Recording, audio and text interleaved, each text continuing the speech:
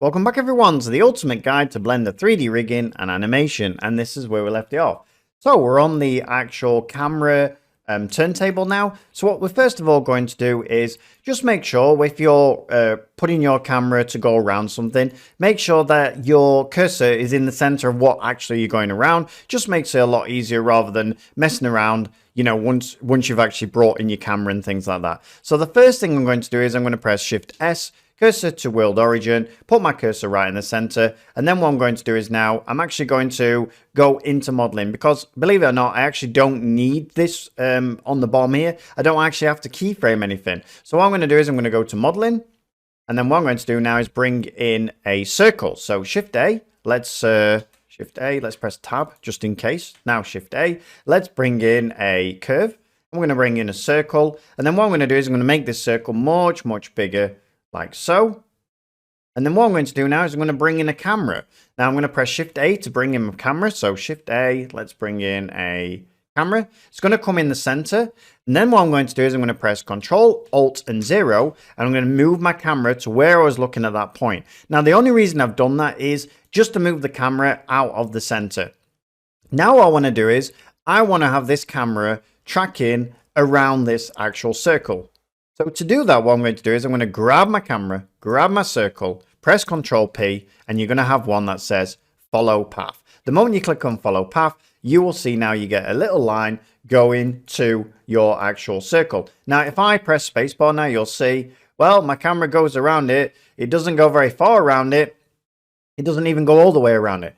So why is that? Well, the reason is because if we come over to this button here, sorry, not this one, the printer, you will see that we have a frame start on 1 and a frame finish on 32.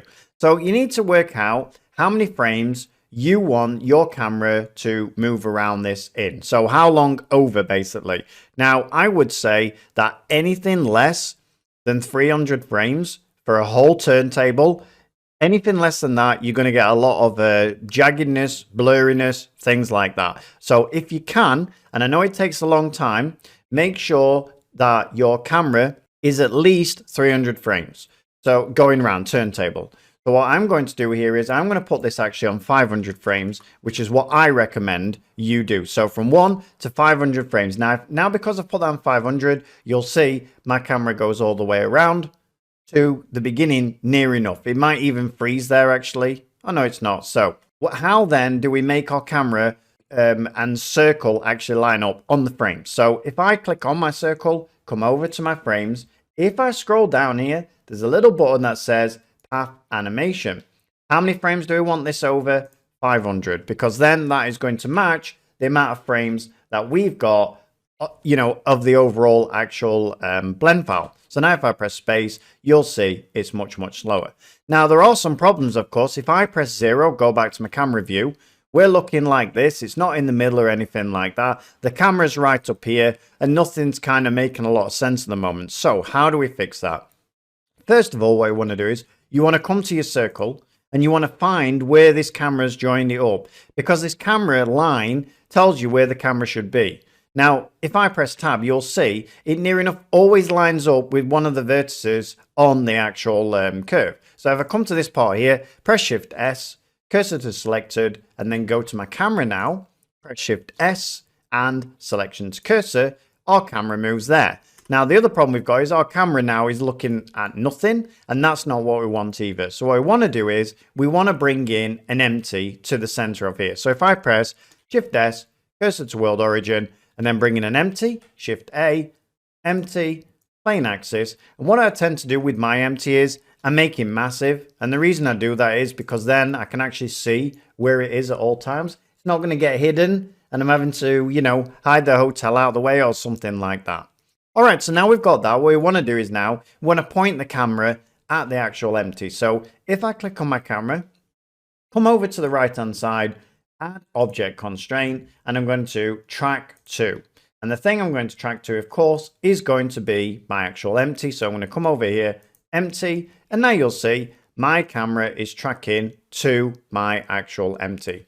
Now we do have some more problems in the fact that if I press spacebar now, we can see the bottom of the hotel. We can't see any of the other parts of the hotel. So now it's just a case of splitting our screen up and moving our camera and our empty and our curve to get the perfect view that we want. So I recommend you come over to the top left hand side. You'll end up with a little crosshair here. Pull that over, and there you'll see that you've got the same view on this side. Now if I press N, I'm going to close that down. Press T, I'll close the other one down, and then it just gives me the full view of what I'm actually looking at. Now if I come over the other side, press N, press T, close them down, and now what I can do is I can actually mess around with my actual circle. So if I bring my circle up like so, you can see that that camera is following this empty, which I don't really want it, at the moment. What I mean is I don't really want it following all the way down there. I want it kind of something like that. Now all I need to do is make my circle bigger. So if I press S, bring my circle out, and then what I'll do is I'll bring my empty up, and now you can see it's more in line. Let's say we want to bring it more up, so I'm just going to bring it up like so, and then we'll bring our empty down just a tad like so. And now if I press spacebar, you can see we've got the perfect view of our actual hotel going around.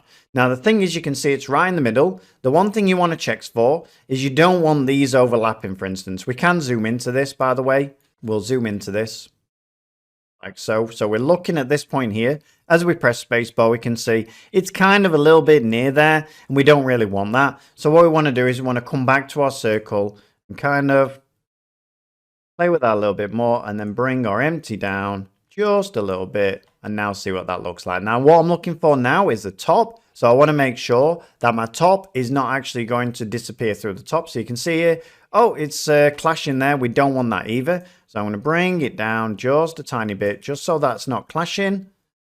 And now what we're looking for is to make sure that this bit is also not going out of our actual frame. It might go out of the frame here is what I'm saying. So what you might need to do in that case is just make your circle a tiny bit larger, and then just play around again with your actual empty. All right, something like that. Now you can see got the perfect view. Now finally, the last thing I want to discuss, if we put this to frame 1, so let's go to layout now. Let's put this on frame 1, and let's look where our camera is on frame 1. So at the moment, our camera is on here on frame 1, and that might not be something that you want. You might want to start on frame 1, viewing the front of your hotel, for instance. Now to fix that, all you want to do then is go to your circle, press 0 to go back to your camera view, and then just press RZ and rotate it round. So let's say we're going to start from, I think that's the side of it. So let's press RZ. Let's go round the other way. So RZ and then RZ. Let's move it round all the way round to the front, like so. Like so, and there we go. Now we can see that on frame 1, we're going to start here. It's going to go all the way to 500, and by the time we get to 500, it should actually just repeat. So you're going to have a continuous now turntable going all the way around. Now I also recommend, if you want to improve your compositions and things like that while we're on this subject, that something like a hotel is normally better taking it from an actual low angle. So if we go back to modeling again, I'm going to come in, I'm going to press tab, and what I'm going to do is I'm going to grab my circle, I'm going to pull it down, and instead of that view, what I would take is more this sort of view, like so, because this, as you can see, is a lot better angle looking at something which a building which is very tall. It just gives you the sense of just a better composition, gives you the sense of having to look up at something and getting a good idea of the kind of scale of what we're actually looking at here and things like that. Now, of course, you can see there's some clipping there, so it's important when you do that just to make sure that you make your circle bigger and move your empty and things like that. But that, everyone, is the ease at which we can actually, do a camera turntable. So what I'm going to do now is just going to drop these in. Do my camera turntable like so, drop my camera into my turntable, and then I can close that up.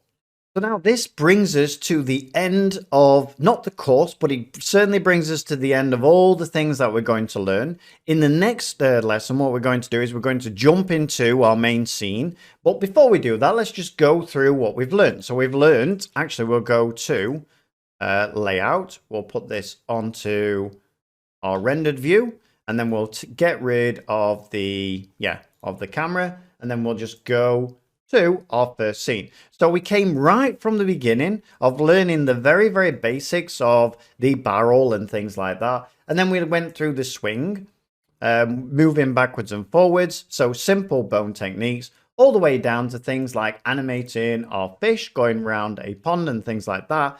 And then finally, all the way up to creating a complex chains, and a walk cycle, and finally a camera turntable. So you can see we've learned a lot of things in a very short space of time, and I'm hoping that this actual course you will take away with you, and you will be able to reference pretty much anything you want to animate in the future in your own Blender projects and things like that.